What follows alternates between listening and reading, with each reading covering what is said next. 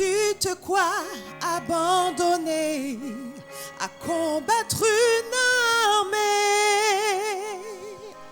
Car Dieu a un plan pour toi.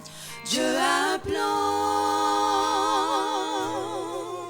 Son amour est pur, son cœur est bon.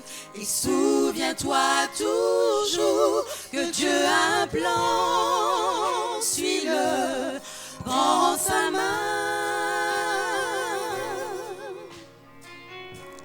Dieu a un plan.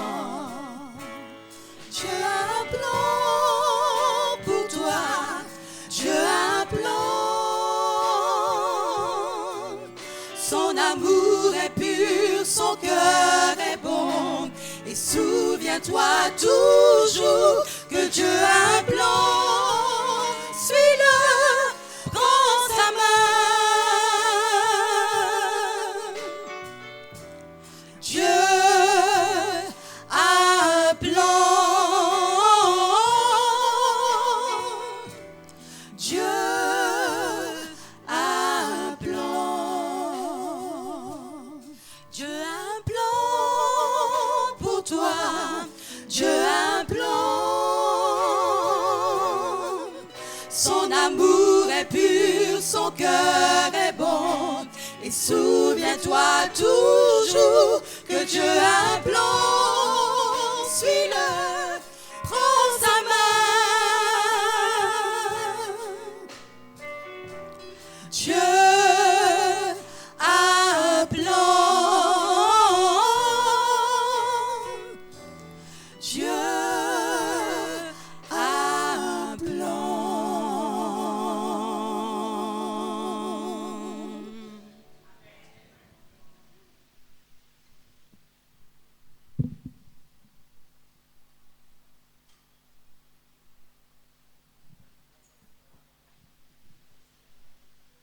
Je vous demande de vous tenir debout et ensemble nous allons entonner notre chantème. Alléluia, oui le Seigneur est bon et sa miséricorde durera toujours. Il satisfait l'âme languissante et rassasie la faim de toute âme affamée.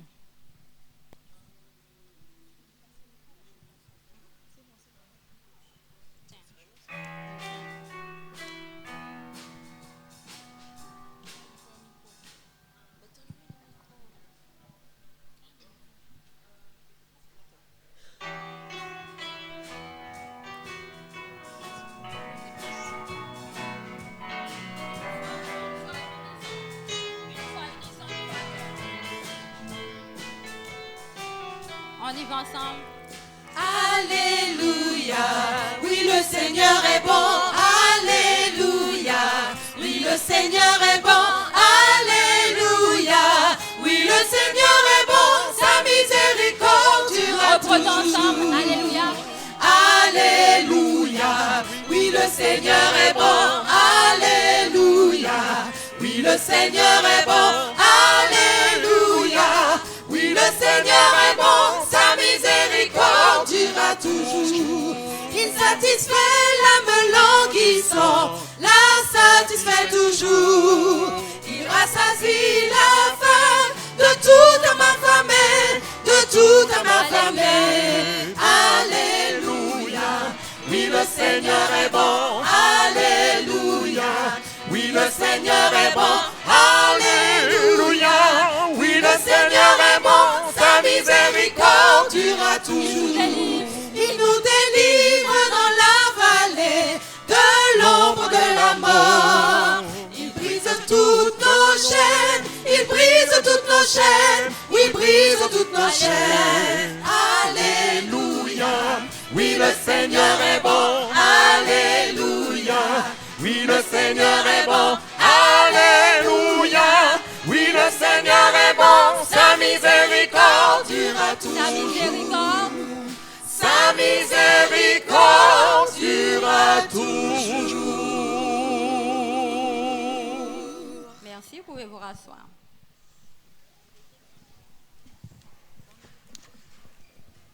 Chers amis, chers frères et sœurs, bonsoir. Je suis vraiment très heureux de vous voir ce soir pour cette première soirée. dans notre série de conférences intitulée « Dieu a un plan merveilleux pour notre bien-être », n'est-ce pas? Je suis persuadé que Dieu est très bon et que son plan est toujours le meilleur.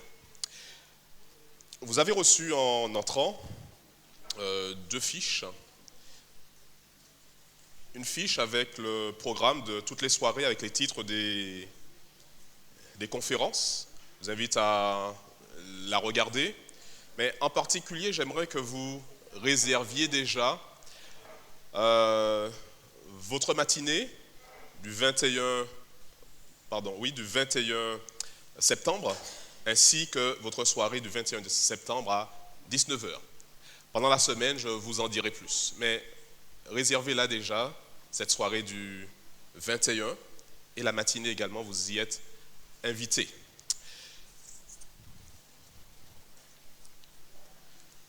À la fin de chaque conférence, nous aurons un moment de prière avec ceux qui le désirent. Nous avons une équipe de prière qui a été spécialement constituée pour cela. Et toutes celles qui auraient souhaité que nous intercédions pour eux, que nous participions avec eux dans la prière, sont invités à se rapprocher devant juste à la fin de la conférence, afin que l'équipe et moi-même nous puissions prier pour vous. Donc n'hésitez pas, si vous avez un souci particulier, si vous avez une décision particulière à prendre, n'hésitez pas à venir demander à Dieu de vous accompagner en ce sens et nous allons vous accompagner dans la prière. Pour commencer, j'aimerais vous rappeler ce merveilleux verset qu'on trouve dans le livre du prophète Jérémie au chapitre 29, au verset 11. C'est Dieu qui parle à travers la bouche du prophète Jérémie. Et il dit, « Moi, le Seigneur, je connais les projets que je forme pour vous. » Et je le déclare, ce ne sont pas des projets de malheur, mais des projets de bonheur. Et je veux vous donner un avenir plein d'espérance. Le projet de Dieu pour chaque humain de cette planète est de lui fournir un avenir rempli d'espérance, de lui fournir un plan de vie qui aboutit finalement au bonheur et qui évite le malheur. Et à travers ces différentes conférences pendant ces 2 semaines où nous allons nous retrouver chaque dimanche soir, chaque mardi soir, le mercredi soir et le vendredi soir, nous allons découvrir différents aspects justement de ce projet merveilleux. Ce projet merveilleux de Dieu, je l'ai appelé le plan création de Dieu pour notre bien-être. Le plan création pour notre bien-être. En fait, chaque soirée va correspondre à une étape de ce plan création. Et vous allez découvrir soirée après soirée, je vous invite à revenir chaque soir pour ne pas rater une étape, découvrir comment Dieu, en créant le monde, avait tout prévu d'avance pour que nous jouissions du bonheur, pour que nous jouissions d'une bonne santé, pour que nous jouissions du bien-être parfait et longtemps.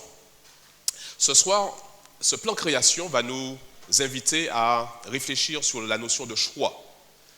En effet, entrer dans le plan de Dieu va nécessiter de notre part une adhésion basée sur un choix. Et nous sommes invités ce soir à choisir le meilleur de la vie.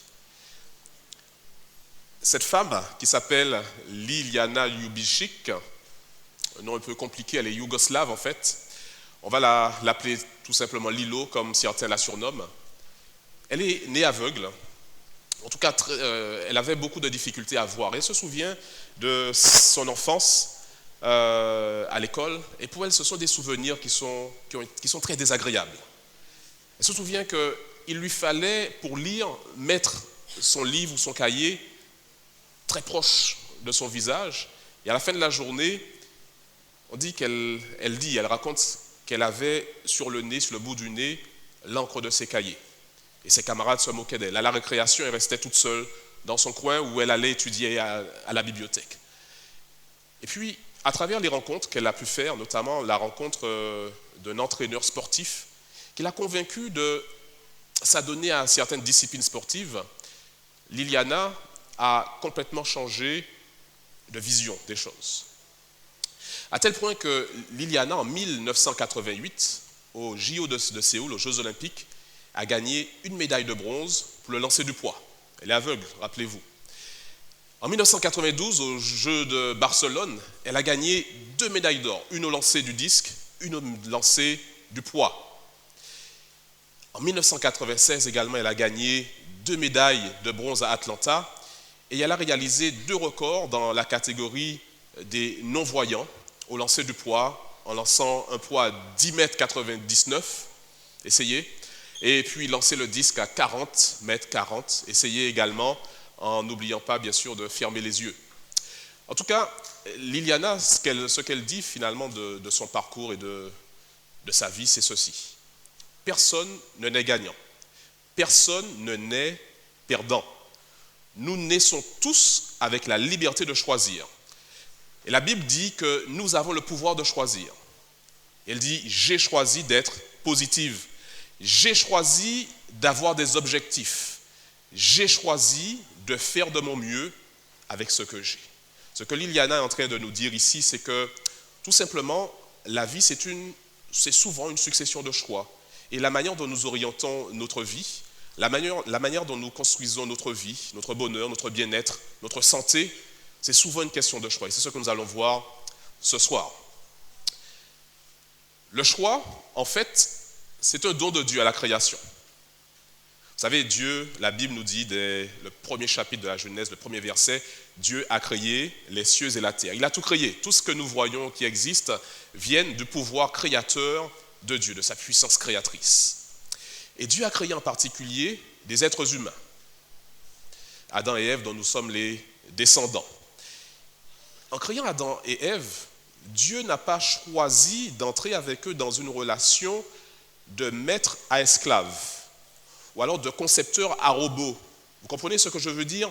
En fait, Dieu voulait avoir des personnes, des êtres, qui puissent de manière libre, consciente, choisir de l'aimer, choisir de lui obéir. Et vous savez très bien que si vous n'avez pas le choix, vous ne pouvez pas librement aimer quelqu'un. Vous ne pouvez pas totalement aimer quelqu'un. Un esclave ne peut jamais aimer son maître, n'est-ce pas? L'amour ne naît que justement de ce sentiment de liberté, ce sentiment de liberté qui va permettre de développer une confiance, et puis ensuite l'amour. Et c'est ce que Dieu voulait. Dieu a créé l'homme libre de choisir. Et chaque instant de notre vie, nous avons à faire face à un certain nombre de choix. Pour le moment, j'aimerais, pendant quelques instants, réfléchir un peu sur le processus de mauvais choix. Et ensuite, nous pourrons réfléchir sur le processus de bon choix. Un mauvais choix. Vous vous souvenez quand Dieu a créé, si vous vous rappelez un peu du récit de la création, le livre de la Genèse nous dit que Dieu crée toutes choses. Il crée notamment des arbres, il crée les humains ensuite. Il leur dit, écoutez, voilà, j'ai fait tout pour vous, bénéficiez-en, jouissez-en. Et puis en particulier, vous pourrez vous alimenter avec tout ce que j'ai créé. Voilà ce que Dieu dit. L'Éternel Dieu donna ce commandement à l'homme. Tu pourras manger de tous les arbres du jardin. Tous les arbres. Alors vous pouvez imaginer tout arbre fruitier que vous voudrez, des pommiers, des goyaviers, des manguiers, tout ce que vous voulez, des bananiers, et puis les céréales également. Et Dieu leur dit, tous les arbres qui portent du fruit, vous pourrez les cueillir et vous alimenter avec ces fruits. Mais tu ne mangeras pas de l'arbre de la connaissance du bien et du mal, car le jour où tu en mangeras, tu mourras. En fait, Dieu a mis une barrière, une limite à la liberté absolue de l'être humain. Pourquoi? Parce que, en fait, Dieu sait très bien que s'il n'y a pas de limite, s'il n'y a pas de cadre, il est difficile également d'évoluer vers le bonheur. Nous avons besoin d'un cadre, d'une limite, pour pouvoir construire notre vie, notre bonheur et notre bien-être. Et Dieu dit en fait, tous les arbres, sauf un, celui de la connaissance du bien et du mal. Le reste du récit de la Genèse nous dit quel a été le choix d'Adam et Ève. Verset 6 du chapitre 3, la femme vit que l'arbre était bon à manger, agréable à la vue et propre à donner du discernement. Elle prit de son fruit et en mangea. Elle en donna aussi à son mari qui était avec elle, et il en mangea. Que pensez-vous de cela? Pensez-vous que Ève et Adam ont été forcés, contraints de désobéir à l'ordre? Vous souvenez de l'ordre de tout à l'heure? Tu mangeras de tous les arbres, mais de cet arbre-là, de l'arbre de la connaissance du bien et du mal, tu n'en mangeras pas. Et Ève, en fait, a fait un choix, malheureusement le mauvais choix. Sur quoi était bâti ce choix-là? Ève vit que le fruit était bon. Elle vit que le fruit était bon à manger, agréable à la vue et propre à donner le discernement. Ève a bâti son choix tout simplement sur la satisfaction de ses sens. Elle a vu quelque chose de beau. Si c'est beau, alors c'est bon. Certainement, quand elle l'a mangé, elle a dû trouver que le goût était bon. Et si le goût est bon, c'est que très certainement, ça fera du bien. Souvent, nous aussi, nous bâtissons nos choix sur nos sens. Et parfois, malheureusement, pas sur des principes. Et nos sens peuvent être trompeurs. Quelque chose de bon à la vue n'est pas forcément quelque chose de bon pour nous, pour notre épanouissement, que ce soit pour notre santé, pour notre relation avec les autres, pour notre bien-être de manière générale. Et puis Adam, il a mangé également. Est-ce qu'Adam était contraint de manger le fruit que lui proposait Ève? Je ne pense pas. Adam a mangé parce qu'il a choisi de le faire. Chacun était libre de faire ce choix. Malheureusement, ils ont fait le mauvais choix. Quelle a été la conséquence de cela? Malheureusement, le projet de Dieu a été perturbé à cause de ce choix-là. À cause de ce choix qu'il avait proposé de faire à Adam et Ève. Il leur avait proposé tout simplement, il leur avait laissé la liberté de choisir d'accepter cette relation de confiance ou encore de se méfier de lui. Et la Bible nous dit en fait ce qui s'est passé par la suite. La durée totale de la vie d'Adam fut de 930 ans, puis il mourut. Ce mauvais choix, basé sur un mauvais raisonnement, basé sur simplement nos sens, ce qui est bon à la vue, ce qui est bon au goût, ce qui est bon au toucher, qui éveille en nous des sentiments peut-être de bonheur, mais un choix malheureux, malheureusement. Et ce choix a eu pour effet de détruire la relation que Adam et Ève avaient établie avec Dieu, de détruire leur bonheur, de détruire leur bien-être, de détruire leur santé. Voilà 3 leçons que j'aimerais tirer de ce processus du mauvais choix. La première leçon, c'est que Dieu nous laisse le choix de lui faire confiance et de suivre les instructions qu'il nous donne pour vivre bien, pour vivre longtemps et heureux. Dieu nous laisse le choix de lui faire confiance. Dieu nous donne un message dans la Bible. Il nous propose un plan. Il nous le montre à travers la Bible, déjà à travers le récit de la création. Nous allons parler souvent pendant ces conférences. Mais Dieu nous laisse le choix de lui faire confiance. Et nous devrons exercer ce choix et trouver comment l'exercer au mieux. Pas simplement bâti sur nos sens, mais bâti sur des principes. La deuxième leçon, c'est que personne ne peut faire ce choix à notre place. Parfois souvent on accuse les autres du malheur qui pourrait nous arriver. Mais en fait, chaque choix que nous allons faire, qui va conduire soit à une issue heureuse, soit à une issue malheureuse, sera un choix personnel et nous ne pourrons accuser personne d'avoir fait ce choix à notre place. Ce soir, et pour les soirs suivants, j'aimerais vous proposer de réfléchir sur le plan de Dieu pour notre bien-être. Mais ensuite, il va vous appartenir de faire ce choix vous-même. Je ne pourrai jamais faire le choix à votre place, même si je vous dis quel choix serait le meilleur. La troisième leçon qu'on peut tirer, c'est que nos choix peuvent avoir pour nous des conséquences éternelles, Non seulement des conséquences immédiates, parfois de manière immédiate, nous voyons soit un résultat heureux, soit un résultat malheureux, mais surtout, nos choix peuvent avoir des conséquences éternelles. Alors si ces conséquences sont éternelles, ça veut dire que nous avons intérêt à faire les bons choix maintenant et puis quotidiennement. Alors voilà une question sur laquelle j'aimerais que nous réfléchissions ce soir. Vous savez, le projet de Dieu pour notre bien-être, pour notre santé, c'est que nous vivions longtemps, nous vivions bien, heureux, et que nous vivions même jusque dans la vie éternelle. En tout cas, parfois sur Terre, on peut se poser la question, mais est-ce que notre santé, c'est une question de chance, une question de choix? Est-ce que finalement, nous ne venons pas sur Terre avec un bagage? Alors certains seraient plus chanceux d'avoir une bonne santé, ils ont hérité de la bonne santé de leurs parents, et donc toute leur vie, on les voit qui jouissent de cette santé, ils sont heureux, et tout roule pour eux.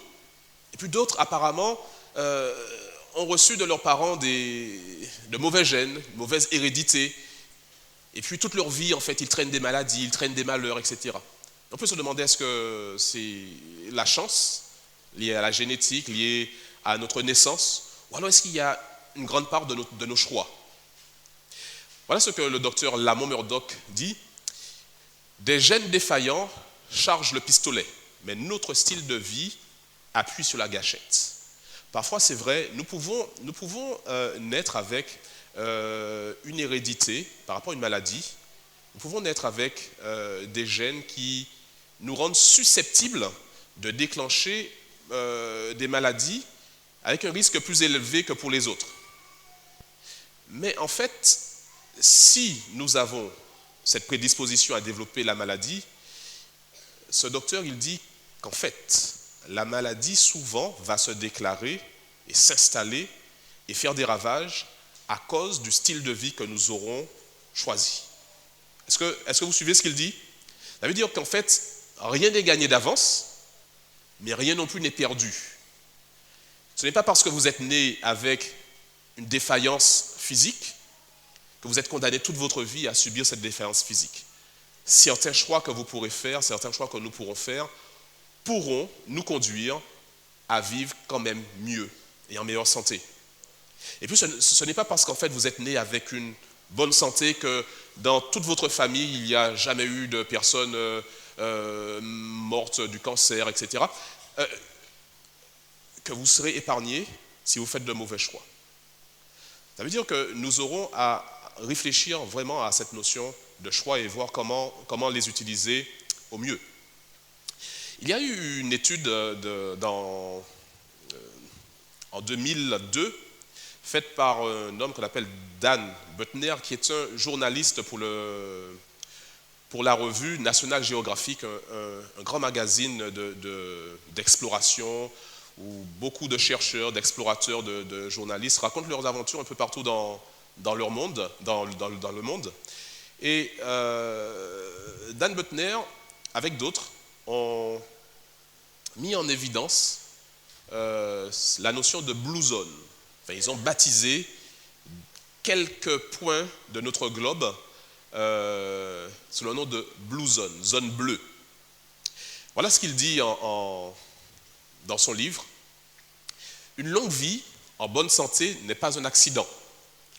Elle commence avec de bons gènes, mais elle dépend aussi de bonnes habitudes. Selon les experts, si nous adoptons le bon style de vie, nous pourrons prolonger notre vie de plus de 10 ans. En fait, il dit que l'être humain, selon les connaissances scientifiques actuelles, n'est pas vraiment fait pour vivre plus de 100 ans. En fait, l'être humain serait plutôt prédisposé à vivre aux environs de 90 ans.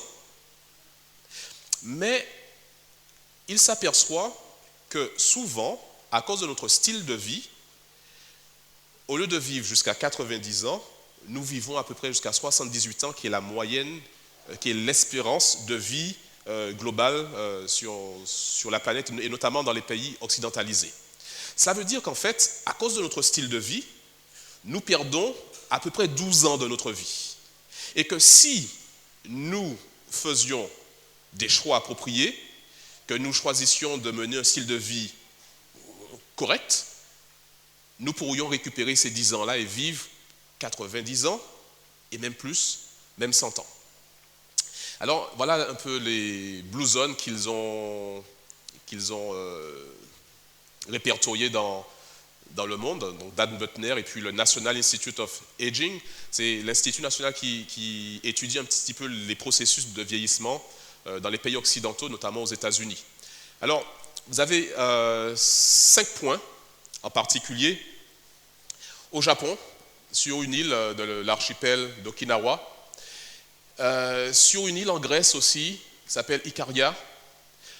Un point ici, une zone bleue ici, en Italie, sur l'île de la Sardaigne, mais pas n'importe quelle partie, juste la partie montagneuse de l'île de la Sardaigne. Un point ici, dans une petite baie du Costa Rica qu'on appelle Nicoya, et puis une blue zone ici, en Californie, aux États-Unis, dans une ville qui s'appelle Loma Linda. Et cette ville, en fait, elle fait écho davantage que les autres, pour moi. Pourquoi ? Parce que, en fait, elle est située aux États-Unis, pays occidentalisé, industrialisé, qui correspond en fait davantage à mon style de vie que le style de vie qui est développé à Okinawa au Japon, ou alors en Grèce ou au Costa Rica, ou même en Sardaigne, dans ce petit village. Et je vais vous laisser découvrir un petit peu. Nous avons examiné les données, et nous avons trouvé la population qui vit le plus longtemps en Amérique parmi l'église adventiste du 7e jour, qui se trouve à Loma Linda en Californie et dans ses environs. Les adventistes sont des méthodistes conservateurs. Ils célèbrent leur sabbat du coucher du soleil le vendredi au coucher du soleil le samedi. Un sanctuaire de 24 heures dans le temps, l'appelle-t-il. Et ils suivent 5 petits préceptes qui leur assurent une longévité extraordinaire, relativement parlant. En Amérique, l'espérance de vie d'une femme est de 80 ans. Mais une femme adventiste a une espérance de vie de 89 ans. Et c'est encore plus important parmi les hommes, qui vivent 11 ans de plus que leurs congénères américains. C'est une étude qui a suivi environ 70 000 personnes sur 30 ans, l'étude Sterling. Et je crois qu'elle illustre très bien la condition première du projet Zone Bleue. C'est une communauté hétérogène, blanche, noire, hispanique, asiatique. Ils n'ont en commun qu'un ensemble de petits préceptes sur leur mode de vie qu'ils suivent de manière rituelle durant pratiquement toute leur vie. Leur régime alimentaire est directement tiré de la Bible Genèse, chapitre 1, verset 29, lorsque Dieu parle des légumineuses et de graines, et dans une autre strophe à propos des plantes vertes, la viande est manifestement absente. Ils prennent leur sabbat très au sérieux. Chaque semaine, pendant 24 heures, qu'ils soient très occupés, très stressés au travail, ou qu'ils aient besoin d'emmener leur enfant quelque part, ils arrêtent tout et se consacrent à leur Dieu, leur réseau social et une chose complètement intégrée à la religion, des promenades dans la nature. Le pouvoir en cela n'est pas que c'est occasionnel, mais que c'est hebdomadaire durant toute la vie. Rien de ceci n'est dur, rien ne coûte quoi que ce soit. Les adventistes ont aussi une tendance à rester entre eux. Donc si vous vous rendez à une soirée adventiste, vous ne verrez personne se saouler au whisky ou fumer des joints. Au lieu de ça, ils discutent de leurs promenades, ils échangent des recettes et ils prient. Ils s'influencent entre eux de façon profonde et mesurable. Alors, voilà quelques-uns des habitants de Loma Linda. Alors, cet homme, Ellsworth Warrenham, a 97 ans. Il est multimillionnaire. Mais un jour, quelqu'un lui a demandé $6 000 pour bâtir sa clôture. Il a dit, bon, à ce prix-là, écoutez, moi, je vais le faire moi-même. Et pendant 3 jours, il a cassé de la maçonnerie, il s'est donné, il a travaillé beaucoup. Et puis, de manière un peu prévisible, au 4e jour, il s'est retrouvé dans une salle d'opération pour une chirurgie à cœur ouvert. Cependant, en fait, ce n'était pas lui qui était sur la table d'opération, c'était lui qui tenait le bistouri. Et à 97 ans, il est encore capable de réaliser 20 opérations à cœur ouvert par mois. Extraordinaire. Un cowboy de 103 ans, Ed Rollins, qui commence chacune de ses journées par de la nage. Et puis, quand il a le temps, le week-end, il prend sa planche et puis il va skier. C'est génial à 103 ans. Et puis voilà Marge, 104 ans. À 104 ans, Marge commence ses journées en soulevant quelques haltères. Elle fait une dizaine de kilomètres sur son vélo d'appartement à la vitesse de 40 km/h. Essayez aussi ça. Et puis ensuite, elle prend sa voiture pour aller dans une ville voisine où elle est volontaire dans 7 associations d'aide. Et Marge, on l'a décrit comme étant quelqu'un de très actif, où elle aime rencontrer les gens, et elle dit en fait qu'un étranger, finalement, pour elle, c'est simplement un ami qu'elle n'a pas encore rencontré. Voilà donc un peu les personnages de Loma Linda. Et cette région en particulier, cette Blue Zone en particulier, est très intéressante parce que dans les autres Blue Zones qu'on a mentionnées, à Okinawa, au Japon, en Sardaigne, en Grèce ou au Costa Rica, il y a quelque chose de particulier. C'est qu'en fait, ce sont des gens qui ont, si vous voulez, le même profil génétique. Ils viennent tous à peu près de la même souche. Par contre, à Loma Linda, on voit vraiment la portée des choix du style de vie de ces personnes. Parce qu'en fait, dans cette communauté adventiste, alors à Loma Linda, en fait, il y a un grand centre médical adventiste, un grand centre de recherche médical adventiste. Et pour cette raison, la communauté adventiste est très importante. Et c'est dans cette communauté, en fait, qu'on retrouve cette notion de Blue Zone. Et les gens de cette communauté, en fait, qu'est-ce qu'ils ont en commun? Simplement leur façon de vivre. Parce qu'il y a des personnes qui viennent de tout horizon, de tout continent, de toute race. Et vraiment, ça montre la nécessité de faire un choix pour notre style de vie. Alors, toutes ces Blue Zones ont un certain nombre de points en commun, cependant. Mais ils ont un régime alimentaire qui est généralement simple et fortement végétal. Ils font de l'activité physique de manière modérée, mais régulièrement. Ils travaillent modérément et ils se reposent suffisamment. Ils ne fument pas. Ils entretiennent, ce qui est essentiel, les liens familiaux et sociaux très forts. Et puis, ils ont également un engagement social et religieux très important. Et toutes ces caractéristiques qu'ils choisissent de vivre, en fait, vont contribuer à leur faire gagner plus de 10 ans et même leur faire vivre jusqu'à 100 ans, voire plus. Non seulement gagner des années sur leur vie, mais surtout ajouter de la vie à leurs années. Parce qu'en fait, il ne s'agit pas simplement de vivre vieux, de vivre longtemps, mais surtout de vivre bien longtemps. Adopter un style de vie favorisant notre bien-être, donc, est une question d'habitude que nous devons prendre ou que nous devons délaisser par des choix délibérés et intelligents. Il ne s'agit pas simplement de dire, ben voilà, moi je vais choisir de faire cela sans réfléchir au choix. Nos choix, ils doivent être délibérés, pensés, ils doivent être intelligents, ils doivent être bâtis sur des principes. Mais malheureusement, ces choix qui vont nous conduire à adopter de nouvelles habitudes ou à délaisser des habitudes que nous avons contractées par le passé, souvent sont difficiles à faire. Difficiles à faire. Combien de fois avez-vous essayé de faire des choix pour réformer votre vie? Par exemple, souvent, le 1er janvier, on fait des vœux, hein, on prend de nouvelles résolutions, et puis le 30 janvier...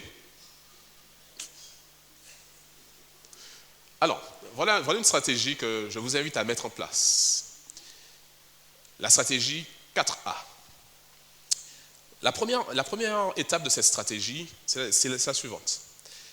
Nous sommes invités à admettre que notre corps est une création spéciale de Dieu.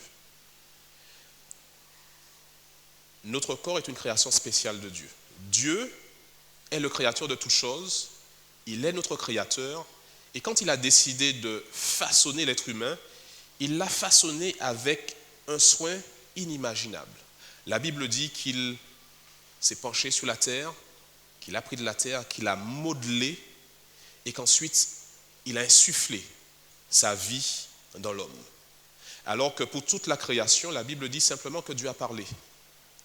Mais avec l'homme, il y avait ce soin particulier. Le prophète Isaïe nous dit « Quiconque s'appelle de mon nom ». Ça veut dire que quiconque voudrait entrer dans mon projet, recevoir mon nom, nous dit Dieu, quiconque a été créé pour sa gloire, a été formé et fait pour la gloire de Dieu. Vous avez été fait pour la gloire de Dieu. Et la gloire de Dieu, en fait, c'est de vous voir heureux, en bonne santé et pour longtemps. Et nous devons admettre que notre corps, c'est une création spéciale de Dieu. Dieu a voulu qu'il soit comme cela, il a créé cela parfaitement, il a créé ça merveilleusement, et nous sommes invités à l'admettre tous les jours. D'ailleurs, l'apôtre Paul, dans le Nouveau Testament, dit « Ne savez-vous pas que votre corps est le temple du Saint-Esprit qui est en vous et que vous avez reçu de Dieu, et vous n'êtes pas à vous-même, car vous avez été rachetés à grand prix.